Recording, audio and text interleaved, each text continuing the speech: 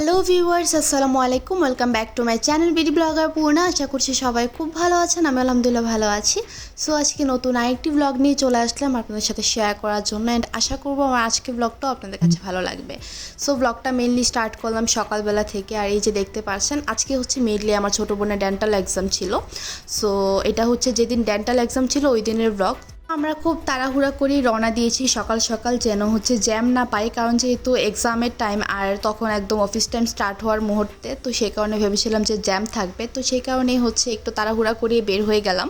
তো আমাদের সাথে হচ্ছে গিয়ে আমার একটা ফ্রেন্ডও আছে, তো আমি আমার ফ্রেন্ড মিলে হচ্ছে গিয়ে ওকে হলের মধ্যে পৌঁছায় দিয়ে আসবো। তো আজকের ব্লগটা যদি আপনাদের ভালো লেগে থাকে তাহলে কিন্তু কমেন্ট করে জানাতে ভুলবেন না। আর যারা এখনও আমার চ্যানেলটিকে সাবস্ক্রাইব করেনি, প্লিজ আমার চ্যানেলটিকে সাবস্ক্রাইব করে পাশে থাকা ছোট্ট বেল আইকনটিতে ক্লিক করে দেবেন, ঠিক আছে? তো আমার ছোটো বোনের ডেন্টাল এক্সামের হল পড়েছিল মিরপুর গভর্নমেন্ট যে বাংলা কলেজ আছে ওখানে। খুব বেশি দূর না আমার বাসা থেকে, সে কারণে মোহাম্মদপুর থেকে মিরপুর এক বা হচ্ছে গিয়ে টেকনিক্যালের মোড় খুব বেশি দূর না, আপনারা সবাই জানেন। তো আমরা একটা সিনজি নিয়ে চলে গিয়েছিলাম অ্যান্ড খুব তাড়াতাড়ি গিয়ে পৌঁছায় গেছি, মাত্র হচ্ছে গিয়ে 40 মিনিটের মধ্যে আমরা পৌঁছায় গেছি ওখানে। তো মোটামুটি 8:40-এর দিকে হচ্ছে আমরা হলের সামনে মানে পৌঁছায় গেছিলাম। পরে আর ভাবলাম যে দাঁড়িয়ে না থেকে ওকে হলের মধ্যে পাঠাই দিই, কারণ হচ্ছে গিয়ে ওর সিটটা খুঁজতেও তো টাইম লাগবে মোটামুটি। আর ওর এক্সাম স্টার্ট হবে মেইনলি 10টা থেকে 11টা পর্যন্ত এক্সাম হবে। তো আমরা মোটামুটি অনেক তাড়াতাড়ি চলে আসছি, কিন্তু তেমন কোনো জ্যাম পাই নাই।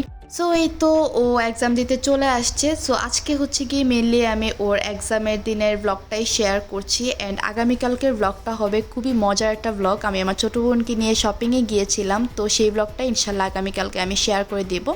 সো দেখতেই পারলেন আমি আর আমার ফ্রেন্ড মিলে ওকে হচ্ছে গিয়ে ঢুকিয়ে দিলাম গেটের ভিতরে। তো কলেজটা মোটামুটি ভালোই বড় ছিল, সো ভবনটা বের করতেও টাইম লাগার কথা।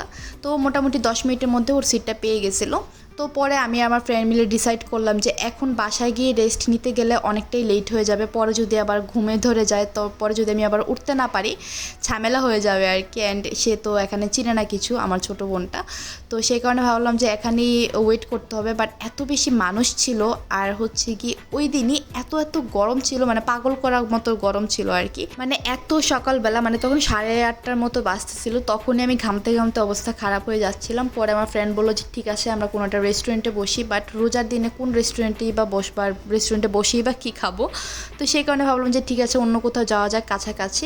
তো পরে আমি আর আমার বন্ধু মিলে প্ল্যান করলাম যে ঠিক আছে আশেপাশে যেহেতু মানে এই কলেজটা থেকে খুব বেশি দূরে না, সামনেই হচ্ছে কি চিড়িয়াখানা আছে অ্যান্ড বোটানিক্যাল গার্ডেন আছে, যদিও আমি ওই জায়গাগুলোতে অনেকবার গিয়েছি ছোটোবেলায়।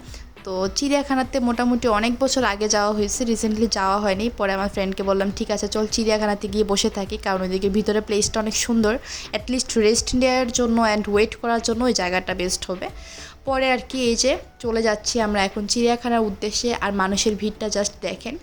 তো ঢাকায় মোটামুটি বেশ কয়েকটা, মানে এই রোড দিয়ে যাওয়ার সময় বেশ কয়েকটা কলেজ, স্কুল কলেজ পড়েছে এবং সবগুলোতেই হচ্ছে ডেন্টালের সিট পড়েছে। সবগুলোর সামনে অনেক বেশি জ্যাম ছিল, মানে এই জ্যামটা ক্রিয়েট করেছে মেনলি মানুষরাই। তো আমি ভাবছিলাম যে ও যখন এক্সাম শেষ করে বের হবে তখন কোথায় দাঁড়াবো আমি, এত মানুষের ভিড়ে মানে একটু ডিফিকাল্ট হয়ে যাবে, কারণ আবার অনেক বেশি গরম ছিল। সো প্যারা লাগতেছিল খুবই। পরে আর কোনো কিছু চিন্তা না করে চলে গেলাম চিড়িয়াখানাতে। তো এখন মেনলি চিড়িয়াখানাতে যাব। আর ওয়েদারটা খুব সুন্দর ছিল, বাট অনেক বেশি গরম ছিল, মানে গাছের একটা পাতাও নড়তেছিল না, এই টাইপের গরম। তো দেখা যাক চিড়িয়াখানার ভিতর গিয়ে একটু বাতাস পাই কিনা। এর যাওয়ার সময় রোডটা আমার কাছে খুবই ভালো লাগতেছিল। এই রোড দিয়ে আমি অনেক বছর পর যাচ্ছি, এই রোডটাতে ইউজুয়ালি আমার আসা হয় না। এই সাইডটাতে খুব বেশি কাজ ছাড়া আমি আসি না, এখানে বিজনেস পারপাসে মাঝে মাঝে আসা হয় আমার ফ্রেন্ডের সাথে, বাট খুব বেশি ইউজুয়ালি আসা হয় না। তো এখানে একটা কাঁচা বাজারের মতো ছিল, বাজার দেখতে আমার খুবই ভালো লাগে, আর কাঁচা বাজার দেখলে আমার আরও বেশি ভালো লাগে। কিছু কিনি আর না কিনি, ঘুরতে আমার খুব ভালো লাগে। সো ইয়া, আর দেখতেই পাচ্ছেন রাস্তাটা কত সুন্দর। রাস্তাটা সুন্দর এই কারণে, কারণ দুই পাশে অনেক সুন্দর গাছ ছিল বড় বড়। তো এই টাইপের রাস্তা আমার খুবই ভালো লাগে। অ্যান্ড এই জায়গাটা অনেক বেশি সুন্দর ছিল, এখানে বেশ কয়েকটা লম্বা লম্বা গাছ ছিল। এই গাছগুলোর নাম মেবি পাম গাছ, আমি অ্যাকচুয়ালি সঠিক জানি না। তো এই তো এখন হচ্ছে আমি ডিরেক্টলি চলে যাব চিড়িয়াখানা, অ্যান্ড চিড়িয়াখানার ভিতরে টুকটাক একটু ব্লগ করে আপনাদের সাথে শেয়ার করব। আমার চ্যানেলে এখন পর্যন্ত চিড়িয়াখানা বা বোটানিক্যাল গার্ডেনে কোনো ব্লগ নেই, যদিও আমি আজকে বোটানিক্যাল গার্ডেনে যাব না, ওই সাইডটা আমার কাছে খুব বেশি একটা ভালো লাগে না। তো চিড়িয়াখানাতে যাওয়া যায়, একটু পশু পাখি দেখে আসি, আর অনেক বছর যাওয়া হয় না যেহেতু। তো দেখতেই পাচ্ছেন আমি কিন্তু চলে আসছি চিড়িয়াখানার মধ্যে। অ্যান্ড ভিতরে ঢোকার পরে খুব সুন্দর বাতাস ছিল, যেহেতু একটু ফাঁকা ফাঁকা স্পেস ছিল, সো অনেক সুন্দর বাতাস ছিল। তো ঢোকার পরে এরকম একটা জায়গা ছিল যেখানে হচ্ছে গিয়ে অনেক অনেক হরিণ ছিল। অ্যান্ড এখানে কৃষ্ণচূড়া গাছটা আমার এত বেশি ভালো লাগছে, আমি এখানে একটা ছবিও তুলেছি, ছবিটা আমি কি বলে থাম্বনেইলে অ্যাড করে দেব। ছবিটা খুবই সুন্দর আসছিল। আর ওই যে দূর দূরান্তে হরিণরা খাচ্ছে, তো হরিণদেরকে আমি আর এত প্রপারলি কাছ থেকে শেয়ার করতে পারিনি, সামনে গেলে অনেক অনেক পশু পাখি পড়বে, ওইগুলো শেয়ার করার ট্রাই করব। পরে মনে হচ্ছিল যে ভালোই হয়েছে এখানে চলে আসছি, এখানে ঘুরতে ঘুরতে একটা ব্লগও হয়ে যাবে, আমার ঘোরাও হয়ে যাবে, আর সুন্দর বাতাসও পাওয়া যাবে। আর আমার বাসাতে গিয়ে একটু রেস্ট নিয়ে আবার আসতে গেলে তখন আবার অনেক জ্যাম পড়বে, টাইম মতো আমি পৌঁছাতে পারবো না। তো সেই কারণে ভাবলাম যে ওর এক্সাম টাইমটা যতক্ষণ থাকে ততক্ষণ পর্যন্ত আমরা এখানেই থাকি, তারপর ওর এক্সাম শেষ হলে ওকে নিয়ে আবার চলে যাব। তো ভিতরের রাস্তাগুলো আমার কাছে খুব ভালো লাগতেছিল, আর যেহেতু খুব সকাল সকাল আসছে, খুব বেশি একটা মানুষ ছিল না। তো 1 ঘন্টা পর পরে মানে 10টার পর থেকে অনেক বেশি মানুষ চলে আসছিল আর কি। তো এই তো প্রথমে আমি বানরের কাছে গেলাম, এন্ড আমি আমার ফ্রেন্ডকে অনেক খেপাচ্ছিলাম যে দেখ তোর মেলায় হারানো কয়েকটা ভাই পাওয়া গেছে, আয় তোকে দেখাই। তো দুজন মিলে এখানে অনেক মজা করেছি, অ্যান্ড অনেক অনেক পশু পাখি দেখা হয়েছে। ছোটোকালে প্রায় সময় আমি এখানে আসতাম, যখন ঢাকাতে বেড়াতে আসতাম তখন অ্যাকচুয়ালি আসতাম মামাদের সাথে। তো এখন বড় হওয়ার পর আজকেই গেলাম, অনেক বছর পর গেলাম চিড়িয়াখানাতে, যেহেতু আগেও বললাম যে এই পাশটাতে আমার ইউজুয়ালি আসা হয় না। তো এই যে আমরা প্রথমে আসছি বানরের সেক্টরটাতে, এই পাশে শুধু বানরই ছিল এই খাঁচাটার মধ্যে, অ্যান্ড কয়েকটা বানর তো বাইরেও ছিল। যদিও বানর দেখতে আমার অনেক কিউট লাগে, বাট একটু ভয় লাগে আর কি। একটা জিনিসই ভয় লাগে, কারণ বানর তো সবসময় লাফালাফি বেশি করে, যদি লাফালাফি করতে করতে আবার আমার উপর লাফ দিয়ে চলে আসে সেটা আবার একটু বেশি হচ্ছে গিয়ে ভয় লাগে আর কি। তো সেই কারণে আমি খুব বেশি কাছে যাচ্ছিলাম না, একদম ক্যামেরা জুম করে তারপর ভিডিও করেছি। অ্যান্ড আমার ফ্রেন্ড এখানে এই বাদরটাকে দেখাচ্ছিল, বলতেছিল যে দেখ ও হচ্ছে কি নিজের গা থেকে উকুন বেছে বেছে নিজেই খাচ্ছে। আর এটা একটা ছোট্ট কিউট পিচ্চি একটা বাদর ছিল, সে নিজের মন মতো খেলা করতেছে, আশেপাশে কে আছে না আছে জাস্ট ডোন্ট কেয়ার আমার মতো।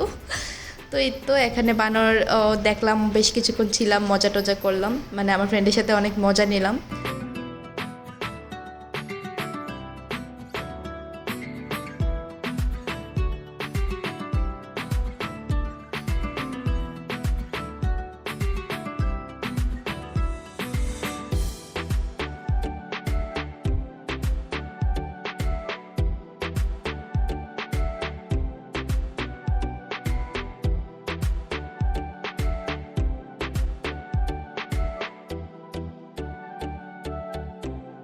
তো এখানে আমি এসেছি একটা পাখির এরিয়াতে, এই জায়গাটার মধ্যে মানে এই খাঁচাটার মধ্যে সম্পূর্ণটাতেই বিভিন্ন রকমের বিভিন্ন জাতের হচ্ছে বক পাখি ছিল।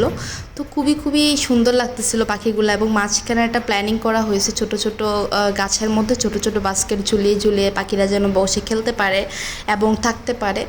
তো এই তো এখানে অনেকগুলো পাখি ছিল, দেখতেই পারছেন। তো আমি এখানে একটু হেঁটে হেঁটে দেখতেছিলাম।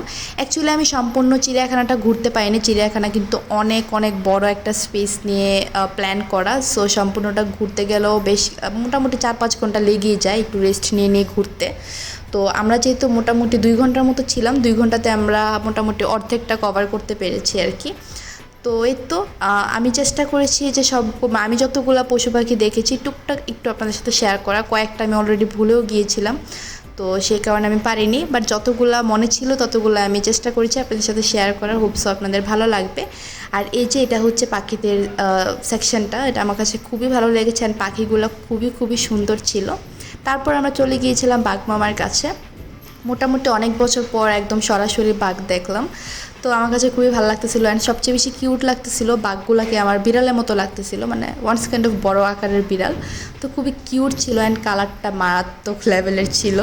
তো ও ঘুমাচ্ছিল অ্যাকচুয়ালি বাঘটা, আমি একটু ওকে জ্বালাচ্ছিলাম, জ্বালাতন করে উঠাই ফেললাম, দেখতেই পারলেন যে আমার দিকে চোখ বড় বড় করে তাকায় আছে, বাট লাভ নাই, তুমি তো আর আমাকে পাবা না। তো তারপর বাঘকে কিছুক্ষণ জ্বালাতন করে চলে গিয়েছিলাম আরেকটা সেক্টরে, তখন ওখানে ভাল্লুক ছিল আর কি, বাঘের খাঁচাটার পাশেই হচ্ছে কি একটা ভাল্লুকের খাঁচা ছিল। তো এই ভাল্লুকের খাঁচাটাতে দেখলাম যে একটাই ভাল্লুক আছে, খুব বেশি ভাল্লুক নাই, বাট বাঘের খাঁচাটাতে বেশ কয়েকটা বাঘ ছিল, 4-5টার মতো। তো এখানে বেশ কিছু পশু পাখি দেখছিলাম, অ্যান্ড এনজয় করছিলাম হেঁটে হেঁটে, অ্যান্ড সকালবেলা ঘোরাঘুরি করতে ভালোই লাগতেছিল, রোদ খুব কম ছিল। অ্যাকচুয়ালি এইসব ওপেন স্পেসে ঘুরতে গেলে রোদ কম থাকাটা খুব ইম্পর্ট্যান্ট, আদারওয়াইজ এত রোদের মধ্যে মানে ঘোরাঘুরি করা অসম্ভব ব্যাপার এত গরমের মধ্যে। বাট যেই আমি চিড়িয়াখানা থেকে বের হয়েছি আমার ছোটো বোনকে রিসিভ করার জন্য, সেই এত বেশি মানে রোদ ছিল, মানে রোদের জ্বালায় আমার জ্বরে উঠে গেছে। ওই দিন বাসায় যাওয়ার পর আমি মোটামুটি খাওয়া দাওয়া করলাম মানে ইফতার পর, তারপর হচ্ছে গিয়ে আমার এত পরিমাণে জ্বর আসে যে 103 জ্বর উঠে যায় শুধুমাত্র এই রোদটার জন্য। আর আমার যেহেতু সাইনাসের প্রবলেম, সো রোদ আমার এমনিতেও সহ্য হয় না, সো অনেক বেশি সিক হয়ে যায়। তো সেই কারণে ওই দিন আর বের হতে পারিনি, আদারওয়াইজ রাতের বেলা একটু বের হতাম শপিংয়ে। অ্যান্ড ওই দিন হচ্ছে গিয়ে অনেক বেশি বৃষ্টি হয়, একদম তুফানের মতো বৃষ্টি স্টার্ট হয়েছিল রাতের পর থেকে, তো সেই কারণে আর বের হওয়া হয়নি। তো এই তো বাসায় গিয়েই হচ্ছে গিয়ে আমার জ্বর চলে আসছিল, তো সেই কারণে আমি আর তেমন কিছু ব্লগও করতে পারিনি, ভালোও লাগতেছিল না, কারণ শরীর মন ভালো না থাকলে ব্লগ করা আমার কাছে মনে হয় যে একদম ইম্পসিবল একটা ব্যাপার আর কি। তো এখানে আমি আপনাদের সাথে একটু ময়ূর শেয়ার করলাম, অনেকক্ষণ দাঁড়িয়েছিলাম ময়ূরটা একটু তার পাখাগুলো মেলবে, বাট মেলেনি। পরে হচ্ছে গিয়ে আমরা চলে গিয়েছিলাম এই সেকশনটাতে, এখানে বেশ কয়েকটা হচ্ছে গিয়ে জিরাফ ছিল। অ্যান্ড আমি অনেক মিস করতেছিলাম আমার ছোটো বোনকে একটা সময় আমি জিরাফ বলে ভেঙ্গাতাম, কারণ সে অনেক লম্বা, তার গলাটা অনেক বেশি লম্বা জিরাফের মতো। অ্যান্ড আমার ফ্রেন্ডও বলতেছিল যে পান্নাকে আনলে ভালো হতো, সে জিরাফটাকে দেখতে পারতো তার হচ্ছে গিয়ে মেলায় হারানো বোন। তো এরকমভাবে দুষ্টামি করতেছিলাম। তো জিরাফগুলোকে আমি কাছ থেকে আপনাদের সাথে শেয়ার করব।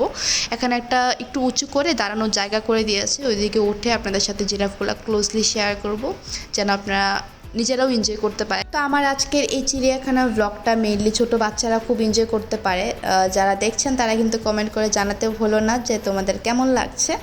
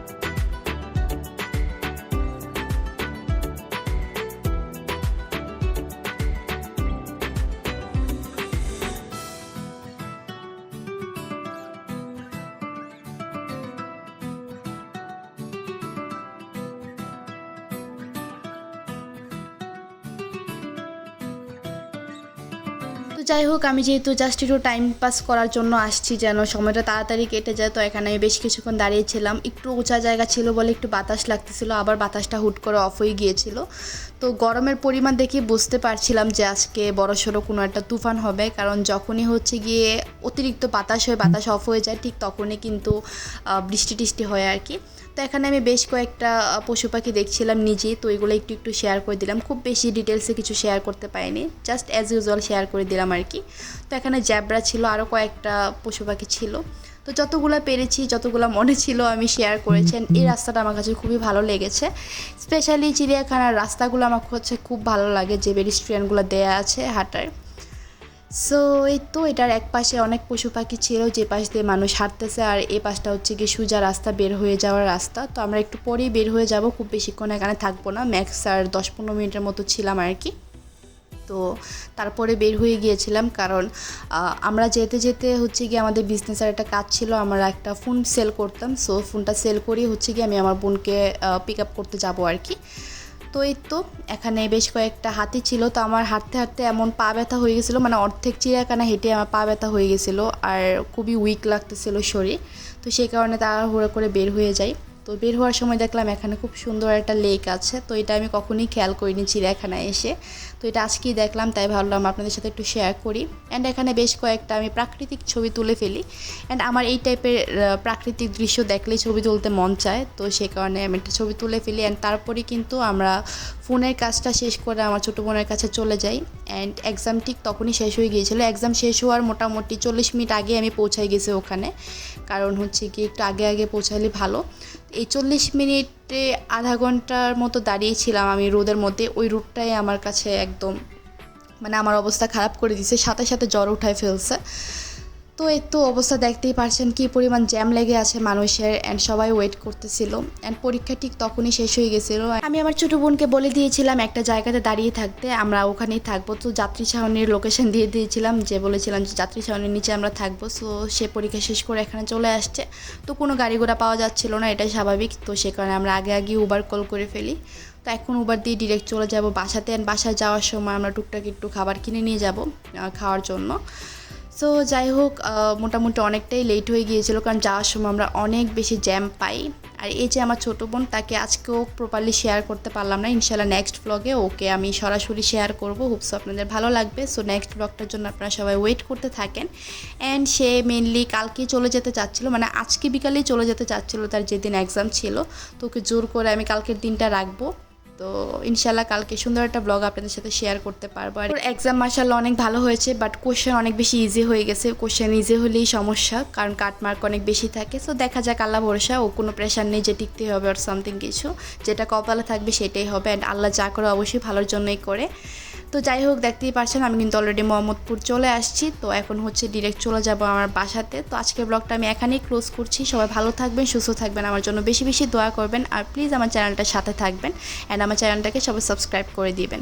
সো নেক্সট ব্লগ দেখার জন্য আমন্ত্রণ রইল। সবাই ভালো থাকেন ততদিন পর্যন্ত। আল্লাহ হাফিজ।